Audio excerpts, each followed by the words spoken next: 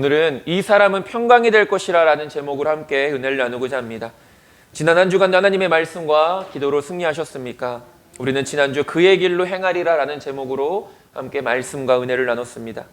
선민 이스라엘 백성들의 끊임없는 죄로 돌이킬 수 없는 하나님의 심판의 예언들과 함께 그 가운데서도 믿음을 끝까지 지킨 자들을 향한 회복의 말씀을 미가 선지자는 선포했습니다.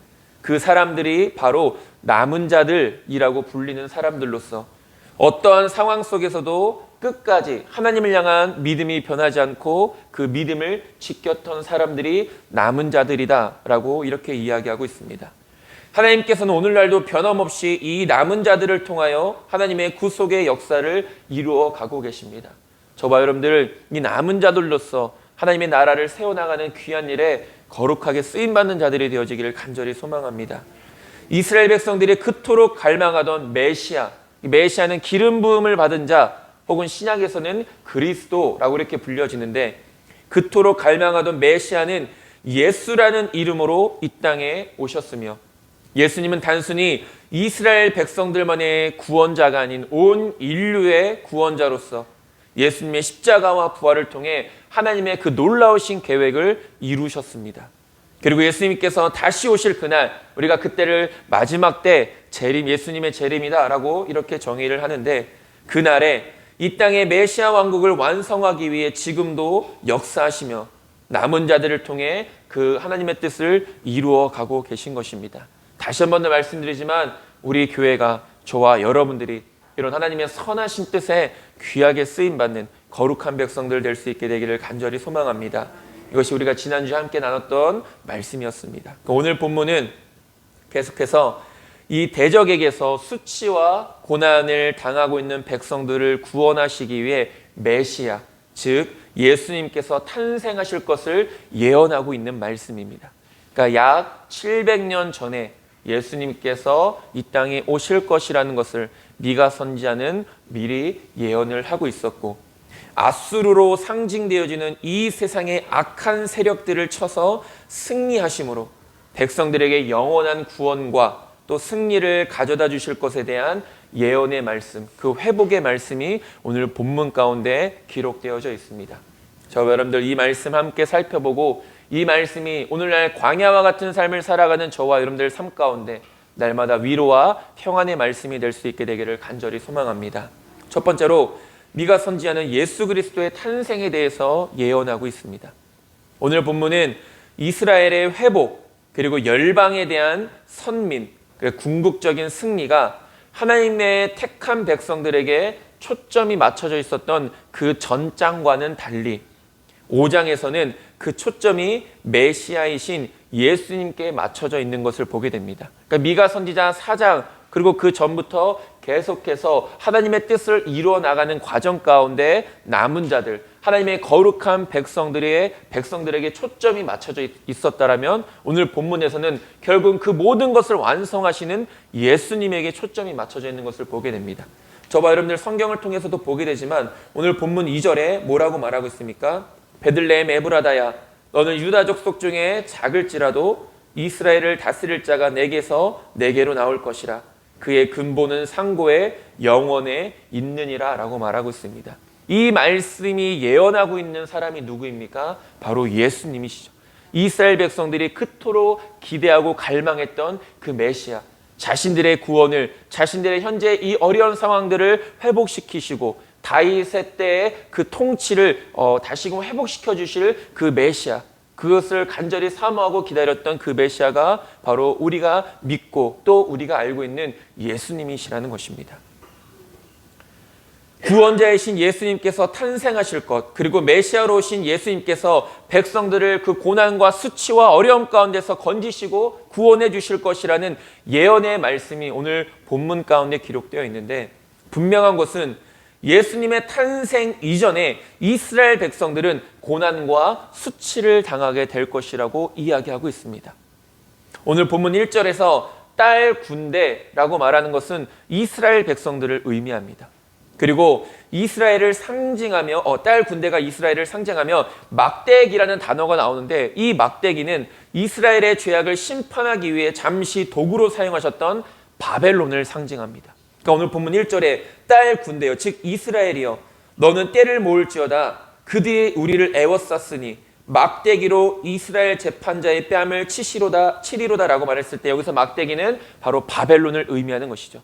그 바벨론 사람들이 하나님의 심판의 도구로 택함을 받아서 이스라엘의 재판자들의 뺨을 때리게 될 것이다. 그들을 심판하게 될 것이다. 그들이 환난과 어려움을 당하게 될 것이다 라고 이야기하고 있다는 것입니다. 하나님께서는 때때로 백성들의 죄를 심판하시기 위해 원수들을 들어 사용하시는 경우들이 있는 것을 종종 보게 됩니다. 사사기 3장 7절에서 8절에 있는 말씀에도 이렇게 말합니다. 이스라엘 자손이 여호와의 목전에 악을 행하여 자기들이 하나님 여호와를 잊어버리고 바알들과 아세라들을 섬긴지라 여호와께서 이스라엘에게 진노하사 그들을 메소보다미아 왕 구산 리사다임의 손에 파셨으므로 이스라엘 자손이 구산 리사다임을 8년 동안 섬겼더라 라고 말하고 있습니다. 그러니까 이스라엘 백성들이 죄를 범하게 된 가장 근본적인 원인은 그들의 삶 가운데 하나님의 말씀이 없었기 때문입니다. 사사기 말씀을 보면 여호수아가 이제 모세 다음으로 이스라엘 백성들을 지도하고 그들을 가나안 땅으로 이끌지 않습니까? 사사기에 보면은 여호수아가 죽고 하나님의 크신 능력을 바라봤던 장로들이 다 죽게 되었을 때 이제 새로운 세대의 이스라엘 백성들이 태어나게 되는데 문제는 무엇입니까? 그들이 하나님의 말씀을 모르는 상태로 살아가게 되었다는 것입니다. 그러니까 말씀이 끊어졌다는 것이죠. 그들의 삶 가운데서. 그럼 그 말씀이 끊어지니까 결국 백성들은 어떤 삶을 살아갑니까? 하나님의 말씀과 상관없는 죄악된 삶을 살아가게 되는 것이죠. 아까 사사기에서도 말씀했던 것처럼 바알과 아세라들을 섬기는 우상의 죄, 우상 숭배의 죄를 범하게 됩니다. 그러면 하나님은 그들의 죄를 깨닫게 하시기 위해서 그들을 어떻게 하십니까? 그 주변에 있는 나라들의 손에 팔려가게 하십니다. 왜냐하면 그들은 그렇게 하지 않으면 자신들의 죄를 깨닫지 못하기 때문입니다. 우리의 삶도 마찬가지 아니겠습니까? 우리는 우리의 삶이 다 옳다고 생각하고 다 맞다라고 생각하고 신앙생활에 있어서는 우리의 신앙은 잘못된 것이 없다라고 우리 스스로 그렇게 자만할 때가 있다는 것이죠. 그러나 때때로 우리는 우리의 허물을 우리의 죄악들을 스스로 바라보지 못하며 살아갈 때가 너무나도 많이 있다는 것입니다. 중요한 것은 계속해서 말씀을 통해 살펴보지만 그렇게 우리가 잘못된 길로 나아갔을 때 하나님은 분명히 우리에게 경고하시고 돌이킬 수 있도록 은혜를 베풀어 주신다는 것입니다. 근데 문제는 무엇입니까? 우리의 마음의 완악함으로 인하여 그 음성에 귀를 기울이지 못하고 계속해서 죄악되고 멸망된 길을 걷게 된다는 것입니다. 그럴 때 하나님이 쓰시는 방법이 무엇입니까? 어떻게 보면은 우리를 돌이키시기 위한 하나님의 최후의 방법은 우리를 고난 가운데 인도하시는 것입니다. 지금 이스라엘 백성들이 그랬다라는 것이죠.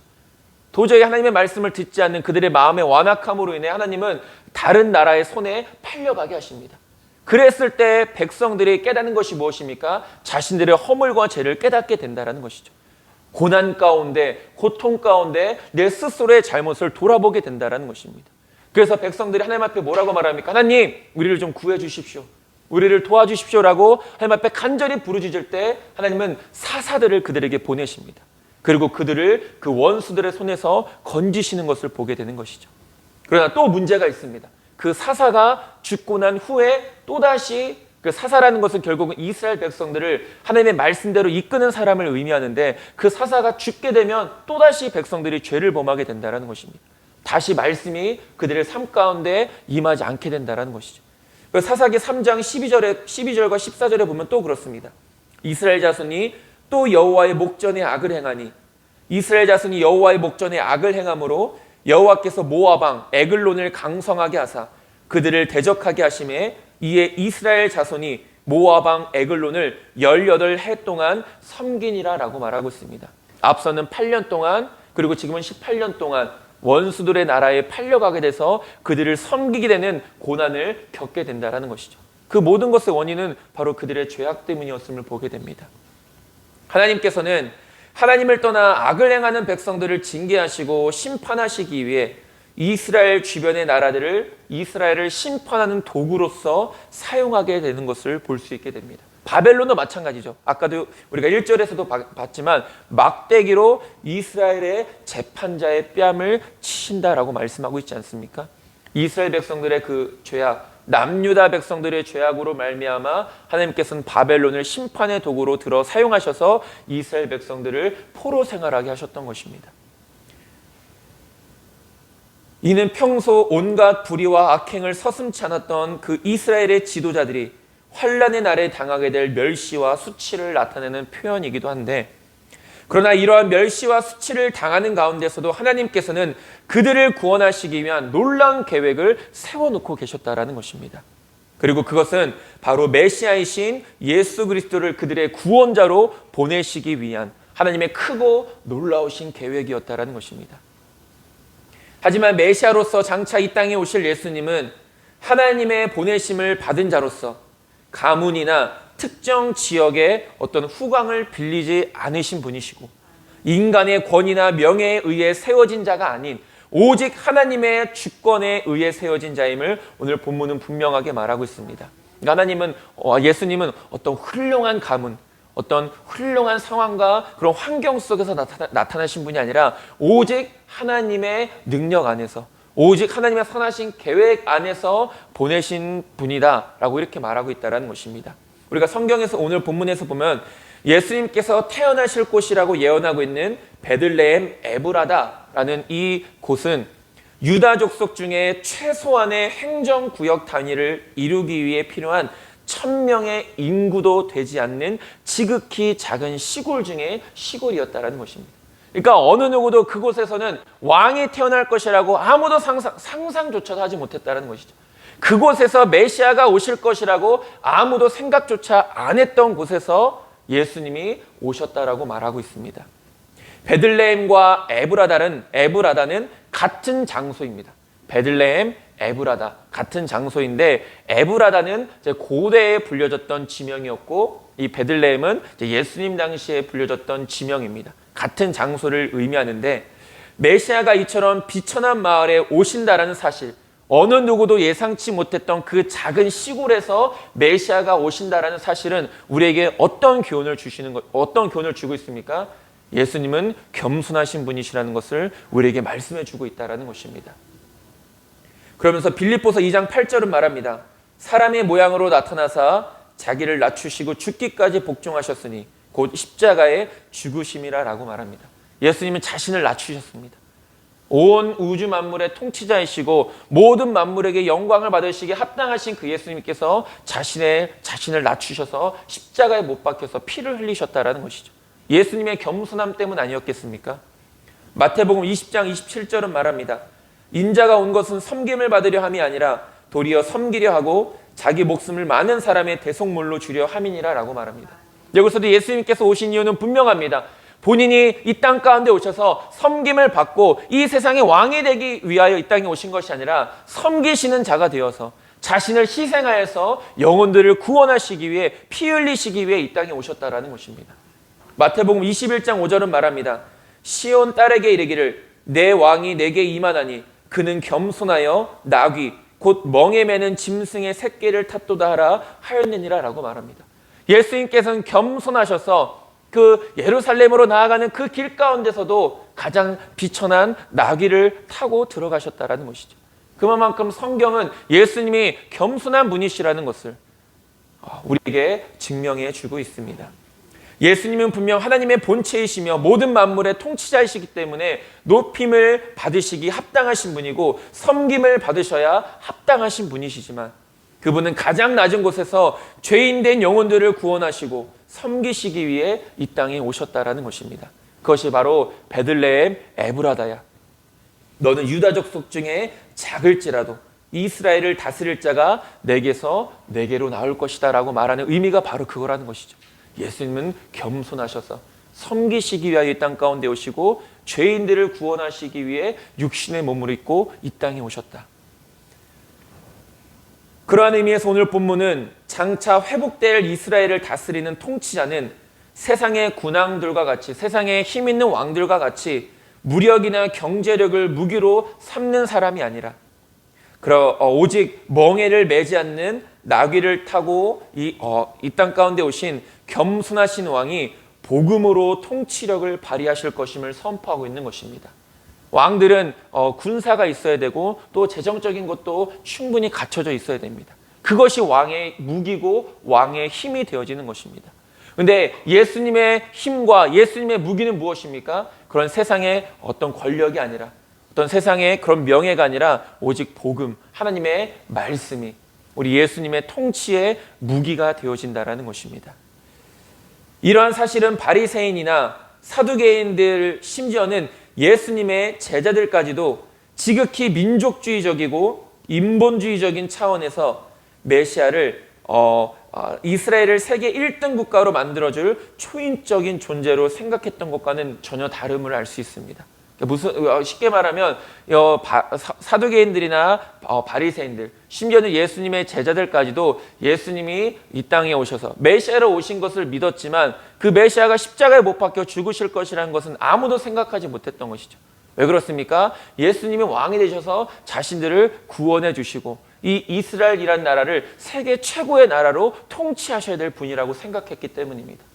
그래서 예수님이 내가 십자가에 못 박혀 죽기 위하여 왔다라고 했을 때 아무도 그것을 받아들이지 못했습니다.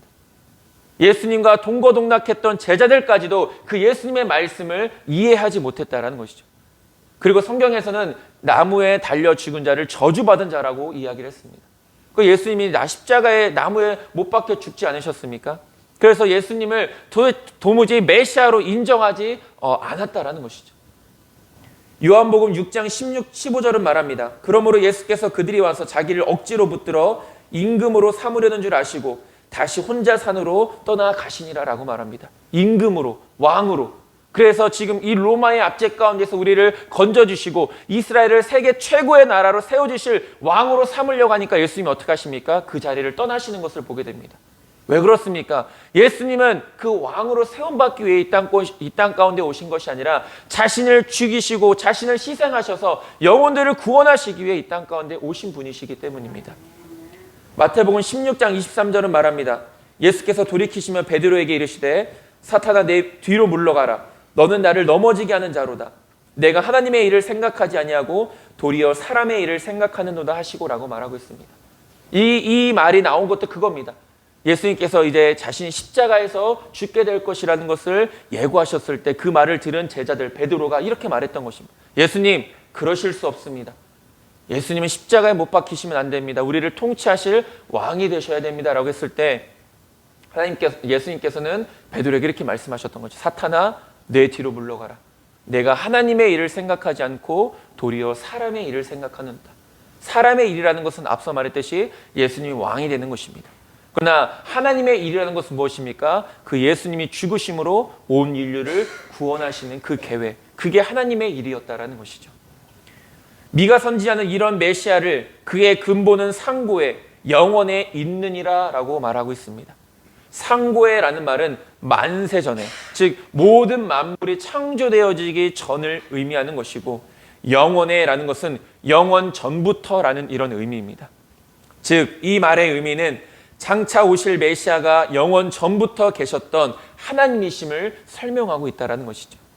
그 하나님, 영원 전부터 계셨던 성부, 성자, 성령 하나님, 그분께서 모든 인류의 구원을 위해 이 땅 가운데 오실 것이다 라고 오늘 본문에서 미가 선지자는 예언하고 있다는 것입니다.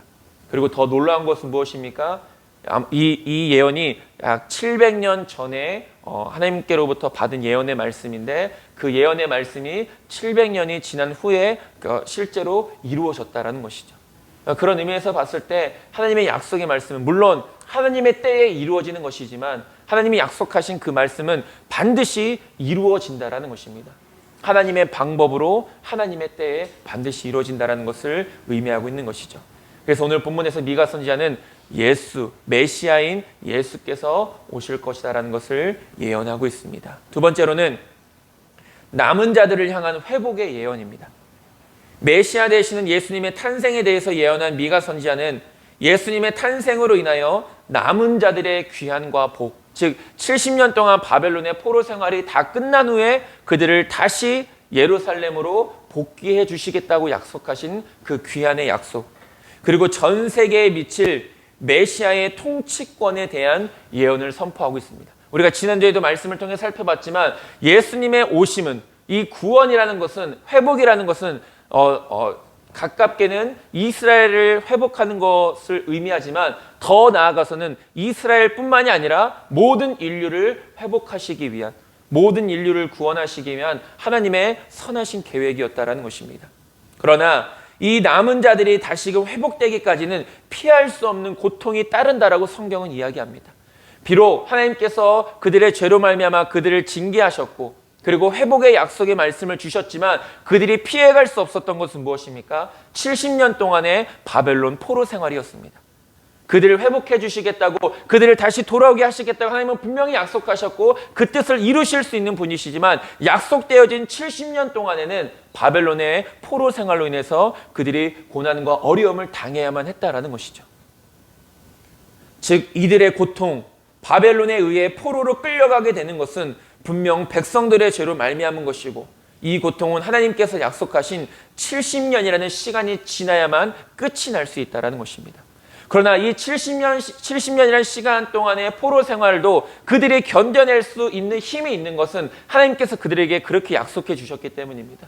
비록 너희들이 바벨론에 끌려가지만 그곳에서 열심히 살고 그렇게 하면 내가 그 바벨론 가운데서도 너희와 함께 하겠다라고 하나님이 약속해 주십니다.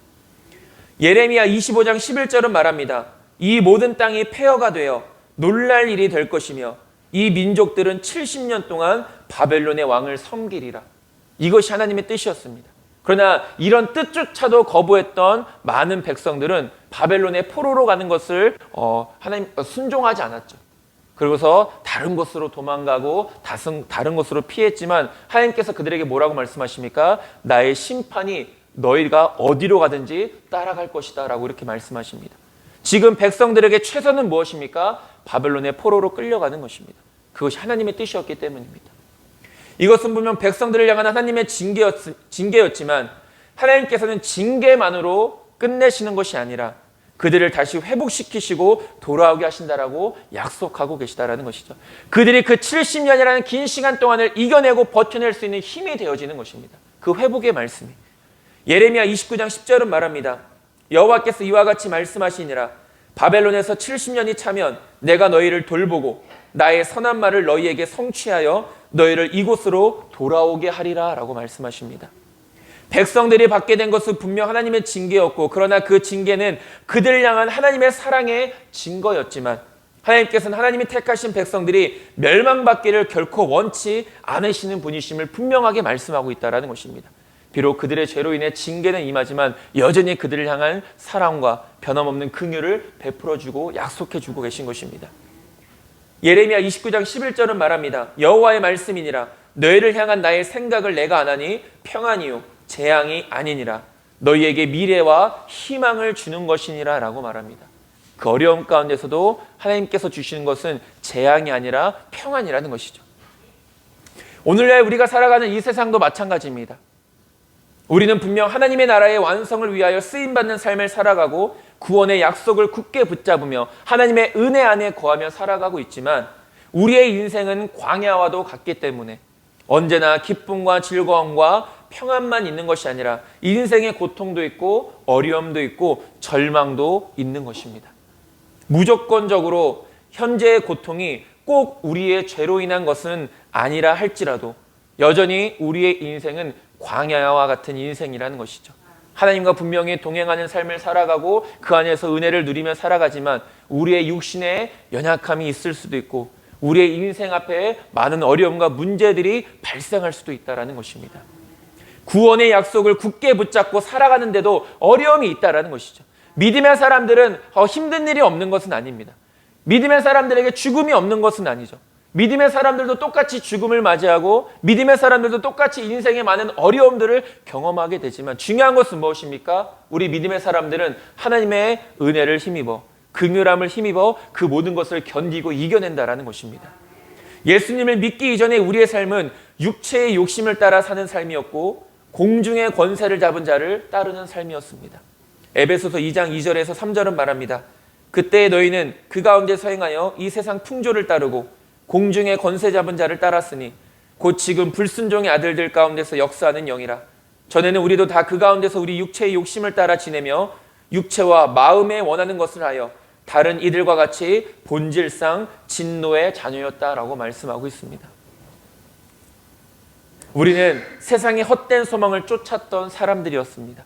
그러나 예수님을 믿고 확신 가운데 살아가는 지금 우리들은 무엇을 쫓으며 살아가는 것입니까?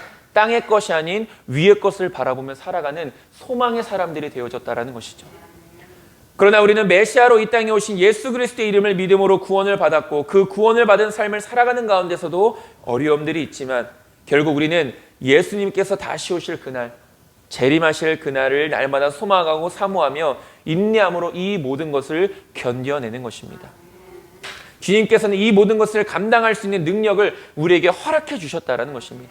그냥 우리를 내버려 두신 것이 아니라 그냥 세상 가운데 우리를 방치하신 것이 아니라 그 세상을 살아가는, 이 죄악된 세상을 살아가는, 악한 풍조를 따르는 이 세상을 살아가는 우리들에게 그 모든 것들을 감당할 수 있는 능력을 허락해 주셨던 것이죠. 마태복음 28장 20절은 말합니다. 내가 너희에게 분부한 모든 것을 가르쳐 지키게 하라. 볼지어다 내가 세상 끝날까지 너희와 항상 함께 있으리라 하시니라 라고 말합니다. 우리의 능력이라는 것은 내가 무언가 특별한 능력을 가지고 나타내는 것을 말하는 것이 아닙니다. 물론 사람마다 각자의 달란트가 있고 또 나름대로 더 뛰어난 능력을 가지고 있는 것이 있지만 우리는 그 능력을 가지고 하나님의 일을 하는 것은 아니죠. 도움은 될 수 있겠지만 성경에서 말하고 있는 능력이란 무엇입니까? 하나님께서 우리와 함께 하시는 것을 말하는 것입니다. 즉 우리의 능력은 나의 많고 적음에 있는 것이 아니라 내가 하나님과 함께 하느냐 그렇지 않느냐에 따라 달려있다는 것이죠. 하나님의 함께 하심이 바로 믿음의 사람들의 능력이 되어지는 것입니다. 하나님이 함께 하시기 때문에 세상 끝날까지 하나님의 사명을 감당해낼 수 있는 것이고 하나님이 우리와 함께 하시기 때문에 우리에게 맡겨진 삶의 모든 순간 속에서 하나님의 영광을 위해 우리는 힘써 살아갈 수 있게 되는 것입니다. 하나님이 함께 하시는 그 능력을 붙들고 주님 다시 오실 그날까지 우리는 회복과 영생의 소망을 잃지 않고 살아갈 수 있게 되는 것이죠. 70년이라는 고통의 시간들이 백성들 앞에 예고되어 있지만 그 가운데서도 회복의 말씀에 대한 소망과 확신을 끝까지 붙잡고 살아가는 남은 자들의 그 신앙처럼 우리의 신앙도 하나님의 약속의 말씀이 온전하게 이루어짐을 확신하며 끝까지 달려나갈 수 있어야 됩니다. 사도 바울의 그 죽음을 앞둔 그 상황 속에서의 그 믿음의 고백이 저와 여러분들의 고백이 될 수 있게 되길 소망합니다. 사도 바울이 뭐라고 말합니까? 디모데후서 4장 7절에서 8절 나는 선한 싸움을 싸우고 나의 달려갈 길을 마치고 믿음을 지켰으니 이제 후로는 나를 위하여 의의 면류관이 예배되었으므로 주 곧 의로우신 재판장이 그날에 내게 주실 것이며 내게만 아니라 주의 나타나심을 사모하는 모든 자에게 도니라 라고 말하고 있습니다. 주의 나타나심을 사모하는 모든 자들에게 준비되어진 면류관이 있다는 것이죠. 그러나 그 면류관은 어떤 사람들이 받을 수 있는 것입니까? 끝까지 믿음을 지키고 선한 싸움을 싸운 사람들만이 그 예비되어진 면류관을 얻을 수 있다는 것입니다. 하나님은 약속하시는 분이시며 또한 그 약속을 반드시 지키시고 이루시는 신실한 하나님이십니다. 하나님의 약속, 메시아를 이 땅 가운데 보내주시겠다는 그 약속은 이미 이루어졌습니다. 그리고 또 다른 약속은 무엇입니까? 예수님이 다시 오실 것이라는 그 약속의 말씀이라는 것입니다. 중요한 것은 여러 번 말씀드리지만 그날이 언제인지 우리는 알지 못합니다. 그러나 지금 주님이 오셔도 그 주님을 기쁨으로 맞이할 수 있는 준비되어진 삶을 우리는 항상 살아갈 수 있어야 된다는 것입니다. 예수님께서 이 땅에 육신의 몸으로 입고 오시기 700년 전 이미 미가 선지자를 통해서 메시아의 탄생을 예언하셨고 그 예언은 이루어졌습니다. 그리고 우리에게 그 예수님의 재림의 약속을 붙들며 살아가는 우리에게 무엇보다 필요한 것은 무엇입니까? 히브리서 10장 36절은 말합니다. 너희에게 인내가 필요함은 너희가 하나님의 뜻을 행한 후에 약속하신 것을 받기 위함이라 라고 말합니다. 하나님의 약속을 온전히 받고 누릴 수 있는 사람들은 믿음으로 인내하는 사람들입니다.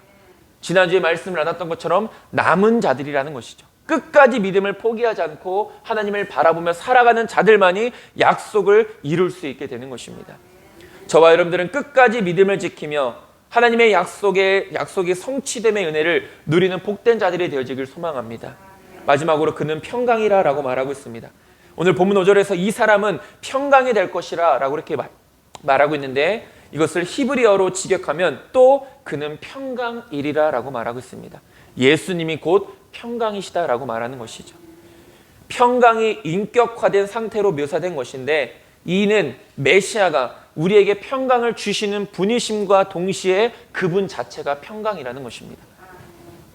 이사야서 9장 6절은 말합니다. 이는 한 아기가 우리에게 낳고 한 아들을 우리에게 주신 바 되었는데 그의 어깨에는 정사를 메었고 그의 이름은 기묘자라 모사라 전능하신 하나님이라 영존하시는 아버지라 평강의 왕이라 할 것임이라 라고 말합니다. 예수님은 어떤 왕이십니까? 평강의 왕이시라는 것입니다. 특별히 본문에서 말하는 평강은 단순히 전쟁이 없는 그런 평안한 상태만을 말하는 것이 아니라 더 나아가서는 죄인된 인간이 거룩한 하나님과 화목하게 되어지는 관계를 의미하는 것입니다. 그러니까 우리가 우리의 삶이 평안이 있기를 원하고 우리가 정말 주님이 주시는 평강을 온전히 누리며 살아가기를 누구나 소망하지 않습니까? 그러나 그 평강은 무엇을 통해 우리에게 주어지는 것입니까? 하나님과의 영적인 올바른 관계를 통해 우리에게 주어지는 것이지, 우리가 그런 관계, 영적인 관계의 회복 없이 아무리 회복을 구한다 할지라도, 아무리 평강을 구한다 할지라도 그 평강이 우리의 삶에 임할 수 없게 된다는 것입니다. 왜냐하면 평강은 관계를 통해서 우리에게 주어지는 것이기 때문입니다. 에베소서 2장 14절은 말합니다. 그는 우리의 화평이신지라 둘로 하나를 만드사 원수된 것 곧 중간에 막힌 담을 자기 육체로 하셨다라고 말합니다. 하나님과 우리의 사이를 가로막는 것이 무엇이라고 말합니까? 우리의 죄악이라고 말합니다. 그러나 그 죄악의 담을 허무신 것이 바로 예수님이시라는 것이죠. 그 예수님의 우리 예수님을 통하여서 하나님과 우리의 멀어졌던 관계가 다시금 회복되어졌다라는 것을 의미하는 것입니다. 요한일서 2장 2절은 말합니다. 그는 우리 죄를 위한 화목제물이니 우리만 위할 뿐 아니요 온 세상의 죄를 위하심이라 라고 말하고 있습니다. 우리가 잘 알고 있는 것처럼 구약시대에는 하나님 앞에 제물을 바침으로 자신의 죄를 사함을 받았습니다. 그러나 예수님이 화목제물이 되어주셔서 그분이 죽으심으로, 단번에 죽으심으로 우리의 하나님과 우리의 사이를 다시금 회복해 하시고 화목해 하셨다는 것이죠. 우리는 회복된 하나님과의 영적인 관계를 통해서만이 진정한 평안을 누릴 수 있게 되는 것입니다. 그것을 이룰 수 있도록 역사하신 분이 누구십니까? 메시아, 바로 예수 그리스도라는 것이죠. 이는 곧 우리의 구원은 오직 우리의 공로가 아니라 하나님의 전적인 은혜로 말미암은 것임을 증거하고 있습니다.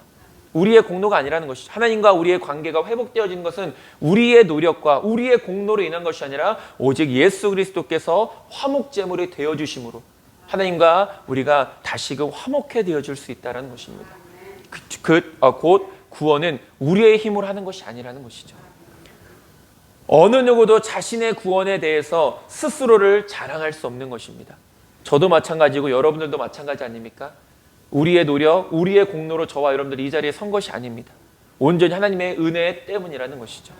그래서 우리가 자랑할 것이 있다라면 하나님의 은혜뿐이라는 것입니다. 에베소서 2장 8절에서 9절은 말합니다.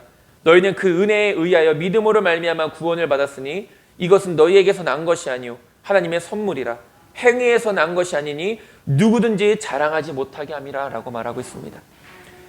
무엇보다 예수 그리스도께서 평강이신 이유는 오늘 본문 5절에서 아수르 사람들이 이렇게 등장하는데, 이는 미가 선지자 당시 남유다뿐만 아니라 이스라엘 전체에 가장 큰 위협을 주었던 아수르라는 나라를 상징하기도 하고, 더 나아가서는 모든 세대를 아우러 믿음의 사람들을 대적하는 사단의 세력을 의미하기도 합니다. 그러니까 그 평강이신 예수님께서 아수르로 상징되는 오늘날의 이 악한 세력들로부터 우리를 지켜주시는 분이시라고 말씀하고 있는 것이죠. 이러한 사단의 세력으로부터 오늘날의 교회와 성도를 지키시는 분은 바로 예수 그리스도이십니다. 그리고 그렇게 우리는 그분으로 말미암아 참된 평강을 누릴 수 있게 되는 것입니다. 그리고 이제 그리스도께서 약속하신 바 재림의 때에는 성도들을 사단의 세력에서 완전히 구원하시고 세계 만국 위에서 그리스도와 함께 왕노릇하게 하리라는 예언의 말씀이 오늘 본문 말씀에도 포함되어져 있는 것입니다. 요한계시록 22장 5절은 말합니다. 다시 밤이 없겠고 등불과 햇빛이 쓸데없으니 이는 주 하나님이 그들에게 빛이심이라 그들이 세세토록 왕노릇하리로다 라고 말하고 있습니다. 그렇기 때문에 저와 여러분들은 언제나 변함없이 믿음을 지키고 예수님의 다시 오심과 예수님의 함께 거하게 될 영원한 천국을 날마다 소망하고 사모하는 거룩한 삶을 살아가는 자들이 될 수 있게 되기를 간절히 소망합니다. 말씀을 정리하겠습니다. 성경은 이미 오래전부터, 아니 창세 전부터 메시아이신 예수 그리스도에 대한 예언과 이미 구약 그리고 성경은 그런 예언들로 가득 차 있는 것을 볼 수 있게 됩니다. 그리고 하나님께서는 온 인류의 구원이라는 놀라우신 계획과 사랑 안에서 그 예언을 성취하셨고 또 이루어 가고 계십니다. 그 가운데 쓰임받는 자들은 남은 자들이라는 것이죠. 우리의 구원은 오직 하나님의 은혜로 누리게 된 것입니다. 현재 우리가 살아가고 있는 세상이 악하고 사단의 세력은 끊임없이 믿음의 사람들을 공격하지만, 그러나 그 가운데서도 평강의 예수 그리스도께서 교회와 성도들을 끝까지 지키시며 결국은 믿음을 지킨 자들과 함께 영원한 하나님 나라에서 왕노릇하게 될 것이라고 미가 선지자는 말하고 있습니다. 저와 여러분들은 언제나 그날을 소망하고 사모하며 믿음의 인내를 이루어 나가는 지혜롭고 믿음 있는 백성들이 되어지길 소망합니다. 저와 여러분들 날마다 이러한 소망을 굳게 붙잡고 이번 한 주도 승리하시기를 주님의 이름으로 축원드립니다. 기도하겠습니다. 예수님의 예언이 성취되었고 또 예수님께서 다시 오실 그 예언도 현재 이루어져 가고 있음을 우리는 믿습니다. 하나님은 약속하신 분이시고 또 그 약속을 반드시 이루시는 분이시며 하나님의 그 놀라우신 역사를 남은 자, 곧 거룩한 자들을 통해 이루어 가시는 선하신 하나님이신 줄 믿습니다.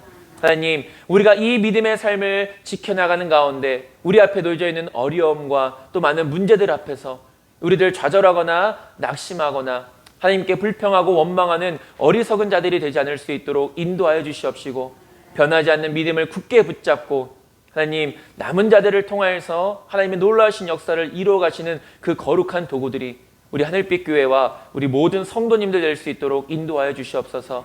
그날을 사모하여 주님 앞에 서게 될 그날, 우리 모두가 영원한 하나님 나라에서 기쁨과 즐거움과 영광을 누리며 참된 면류관을 얻는 우리 모두가 될 수 있도록 인도하여 주시옵소서.